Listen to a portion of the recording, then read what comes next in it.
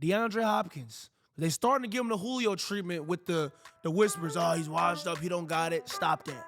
DeAndre Hopkins going up there with Patrick Mahomes, boy, could be terrifying. Andy Reid, Patrick Mahomes, that offensive line, and D-Hop, the Chiefs are a problem. Yo, it's your boy, AJ Greene. Not that one. I got the extra Eve, extra personality. I got my co-host, Justin Pugh, 11-year vet, and don't let the body fool you. He was a dog in them trenches. 11 years, man, but it's good to be here today. I know I was a little sick that last episode, but I know we have a great episode in store for you. So I appreciate for all you guys for tuning in with us today. But let's get right into it with my personal favorite, start bench cut. All right, AJ, who do we got this week? You ready? Let's do it. Jahmyr Gibbs, Bijan Robinson, and Breece Hall. It's going to be easy, right? This is going to be easy for me. I'm going start Jahmyr Gibbs. I'm going bench Bijan, and I'm going cut Breece Hall. So basically, you like the order already. I like the order already, but if you would have given it to me opposite order, I still would have put it in the order I had it. Cool. I'm starting Bijan. Benching Jahmyr, cutting Breece. All right, so we both agreed that we're benching Breece, or we're cutting Breece. I almost wasn't going to cut Breece, but he's on the Jets. He's got to go. He's coming off an ACL tear.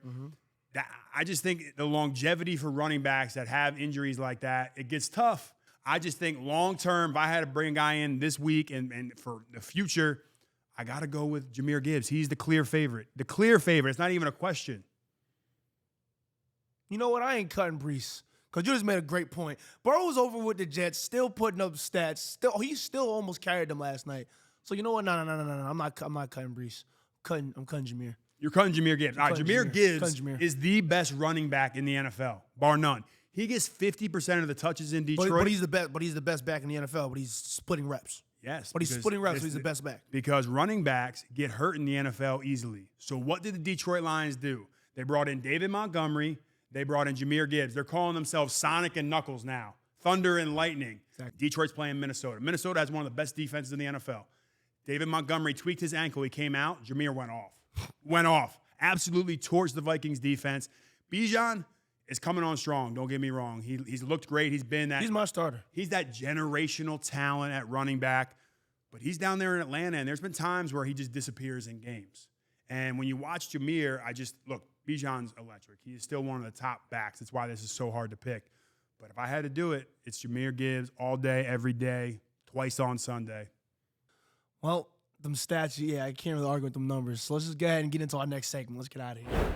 Next up, we got Third and Short, where we go through our top 3 moments of the week and give our quick takes on it. First up, the Super Bowl rematch, the Chiefs and 49ers. Ooh, this one, I was looking forward to this one. We talked about it. It was San Francisco in that rushing attack versus Kansas City. Steve Spagnuolo, their assistant coach, defensive coordinator, who was going to come out on top. But it really is crazy that no receivers were healthy. Kansas City lost Juju Smith-Schuster during the game. They lost Hollywood Brown. They have no Isaiah Pacheco. And that's why Patrick Mahomes is him. Yeah. He's got nobody out there. He scrambled for 30-some-odd yards. And trucked someone on the goal line. I know you've seen that. That's the only clip I've seen. Oh, it was crazy. It was crazy. Kansas City's defense has been playing lights out. The Chiefs just find ways to win. So they are the 49ers' kryptonite.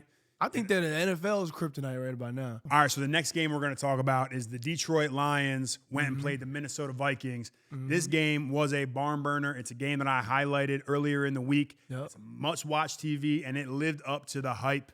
It came down to it, huh? It came down to it. I actually think the Lions almost coughed this one up. They drove down, and they started taking knees and kicked a 44-yard field goal to win it with a UFL kicker. Not saying that like anything bad about UFL kickers. I was about to say, easy now.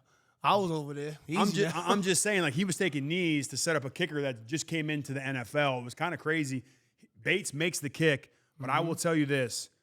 This is where that Jahmyr Gibbs love, that's where this love, if you watch his game, he was unstoppable. But Jared Goff is playing the best football of his career. In the last 3 games, this is the craziest stat I've ever heard. He has thrown 18 touchdowns, and he's only thrown incomplete passes 16 times. He's thrown more touchdowns than incomplete passes. It's tough. That's crazy. It's tough. All right, so let's talk about the last game. Yeah. The New York Jets traveled to Pittsburgh to play the Steelers. It looked a little different for the Steelers. They had a different quarterback. It looked different for everybody. Is Russ Wilson that guy? Is he back? Is he? What is he doing that Justin wasn't? Justin can't do those things? Justin wasn't doing those things? I think Russ is a better game manager than Justin right now. So that'll wrap it up for Third and Short. Let us know down in the comments what moment you like that we didn't get to talk about. And this is the perfect time in the show to bring on today's guest. We got DeAndre Swift, Chicago Bears, running back, 91 carries, 325 yards, just coming off a touchdown performance in London on his bye week, enjoying himself. DeAndre, welcome to the show, man. Go with your boy. Y'all. Thank y'all for having me. But I got to ask you, what was it like going back and playing for your hometown team last year? Best season of your career, Pro Bowl nod. Give me the pros and cons of playing back in Philly. It was a blessing. It was a blessing. I'm thankful for them and then giving me the opportunity to do so. Didn't finish the year how we wanted to as a team, but it was a blessing. You know what I mean? I don't feel like it's rare that somebody plays at the highest level in the city that they grew up in. So just having that opportunity to do that was cool.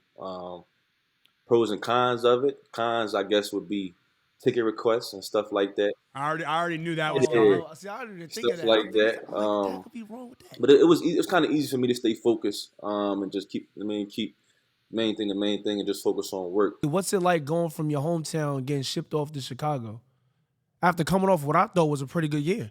Pro Bowl. I mean, like, I got on mad and thought for sure Swift was back there and was confused.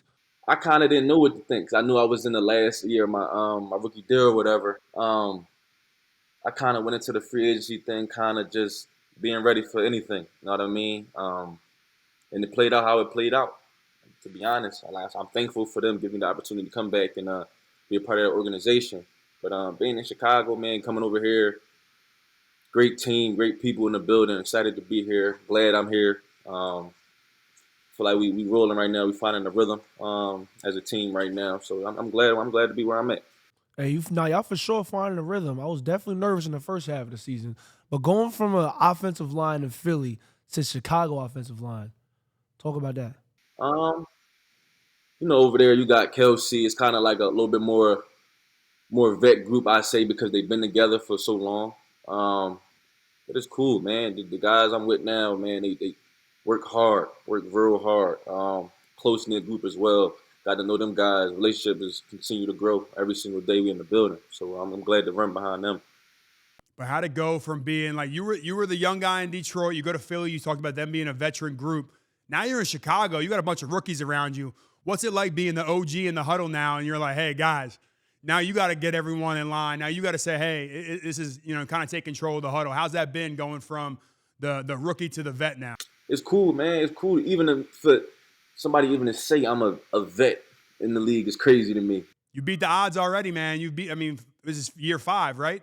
Yeah, we're going to keep going. But just being more vocal, something comfortable doing, just making sure I'm doing my job first and foremost, and then making sure the guys are ready to go. But you look around the huddle, you got guys like DJ Moore, Keenan Allen, Mercedes Lewis, guys that then played at this level for a long period of time, and they've done great doing so. So it ain't just one person that voice you hear on Sundays and every single day. We got a good group. Talking about Caleb Williams, #1 overall pick. He's playing with the craziest amount of pressure. How has he stepped up during the course of this season? Because I know people were coming after him early in the year, and now everyone's backtracking, saying, "Oh no, yeah, he's worth all the praise." What has that experience been like watching him mature in these first 6 games?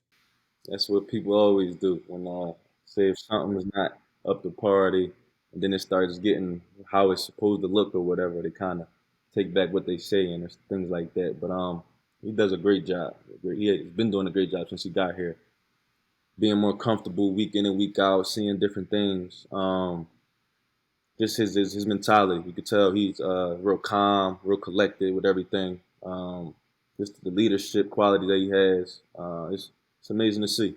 All right, DeAndre, I'm going to start mentioning some running back names. Me and AJ, rapid fire. Just give us your initial thoughts. One word on each running back. Just one word. First one that goes. Go. Breece Hall. Quick. Oh, we was going back and forth. Yeah, Dang. You was about to fire. All right, next one. Saquon Barkley. Strong. LaDainian Tomlinson. Elusive. Alvin Kamara. Balance. Derrick Henry. Big. Big. Dog. Big. No, he said big, didn't he? I know. I like Big. Jamal Charles. Fast. DeAndre Swift. One word. I can't say 3 words. 3 words. We'll give this is the one. No, I'm gonna say elusive as well. All right, you ain't ready for this one. Maurice Jones-Drew. Short. Say no. Nice. I'm gonna say nice. All right, so you're with the Chicago Bears right now. It's 4th and goal, 1 yard line. You're getting the ball. Brian Urlacher and you are meeting in the A gap. Yep. How's it go? Touchdown. Touchdown. That's what I like to hear. We did Derrick Henry and Ray Lewis. Derrick Henry and Ray Lewis in the A gap. Who's winning that matchup? I don't know. That's something you got to pay to see. I don't know. That go either way. It's your money, though. Who you put your money on? Put who you my got? money on. When you say 5 yards, it's tough. I'm going to still go Derrick Henry. I feel like he can fall forward. He can fall forward to get in there. I'm going to go Derrick Henry. Well, Swift, I appreciate you taking the time to come talk to us, come talk to the people, man. Good luck to you the rest of the season. Stay healthy and all that. Hopefully the Bears continue to stay on their streak. Appreciate it, man. Well, the only way to air it out is if you take a big look down the field to see who's out there. And something I'm looking forward to seeing in the future is this trade deadline. Because every year it's something interesting. Who you think is going to make some moves, and who do you think should make some moves? All right, I'm going to go to the trenches. Aiden Hutchinson and the Detroit Lions. He was leading the league in sacks. He had 40-some pressures, 7 sacks. Every team had to put him in his game plan. So you're sliding the line to him. He was letting the whole defense eat. He was having an Aaron Donald type season, man. He was having a going. defensive player of the year type of season. He was going. You can't replace that with just one guy. But I look out there and I'm like, the Raiders are starting to sell. Fall apart. Yeah. Players aren't happy. I saw Max Crosby say he's not for the rebuild. If there was a name to be on the move, Detroit Lions are all in. I think Max Crosby's a name to keep an eye on. Maybe he goes back to Detroit. I know. So that's trenches. That's one of the trenches that I think. What about receivers? Yeah, you know I'm always thinking about the receivers. And Kansas City, they need receivers. A lot of teams need receivers right now. And there's some receivers who need a good squad. DeAndre Hopkins. They starting to give him the Julio treatment with the whispers. Oh, he's washed up. He don't got it. Stop that. All right? Because they said the same thing about Juju. Juju went back to the Chiefs and had himself a game. Juju's hurt again. The Chiefs do need to be looking at another receiver. And if you talk about someone to get you over the hump, DeAndre Hopkins going up there with Patrick Mahomes could be terrifying. I mean, there was talk about this before. So I played on the Cardinals with D-Hop, and there was talks that he wanted out of Arizona and he wanted to trade. And there was talks about Kansas City a couple years ago trying to go and get D-Hop. Because if there's one thing I know from playing with D-Hop, we were in Arizona. We were 8-0 at one point, or 7-0. I remember. And you was on that team? I was on that team. We collapsed now. I'm not. We lost in the wild card. 7-0. Y'all was about 13-0. Our philosophy was like, screw it. D-Hop's down there somewhere. And we would just throw it up to D-Hop. I remember I was doing the skits. If you added in Andy Reid, Patrick Mahomes, that offensive line, and D-Hop, the Chiefs are a problem. Horrifying. All right, so the last game that we have on the docket is the Chicago Bears traveling to Washington to play the Commanders. Please you have tell these me. 2 generational quarterbacks. If Jaden Daniels is healthy and throwing the ball around. That's what I'm about to say. What are you about to say next? Because I started thinking about what Swift said. I'm like, you know what? He's right. You got Caleb. You got Who you got? All right, here we go. I love the Commanders. Cliff Kingsbury, my former head coach. I feel a butt coming already. He's another guy that's up there for offensive coach of the year. Butt's coming. You got Jaden Daniels. They've been running the ball like crazy with Brian Robinson, Austin Eckler, Terry McLaurin, Here it comes. my boy Zach Ertz. But Swift just sold there me. it is. Swift just sold me. I start thinking about some of the players and the talent that the Chicago Bears have. Caleb Williams has ascended and looked better every single week. Jaden started the season. The looking Bears have ascended and looked better every single week. Keenan Allen came back and he balled last week. He's playing in the slot. He had 2 touchdowns. DJ Moore, I think, is the best receiver in the game. Like in this game, not in the whole NFL. I know. I saw that look. The way my hands just started sweating, I was like, in this matchup, in this game, right? Would you take DJ Moore over Terry McLaurin? Is he hurt? Terry McLaurin? Is Terry out? Is he hurt? You taking Scary Terry over DJ Moore? What's DJ Moore's nickname? What is DJ Moore? I rest my case. Is that his nickname? What? No, I'm Oh, saying I just didn't have one. Like I exactly. I thought he ends the argument. That's what I thought it was. I rest my case. Terry is the best receiver in this game. Well, that's it for looking downfield. As always, get down in the comments. Let us know what you loved about the show. Let us know who you would start, bench, cut. Whose side you agree with a little bit more on this one. You know what I'm saying? Subscribe to the channel and stay beautiful. We will see you next week on Air It Out.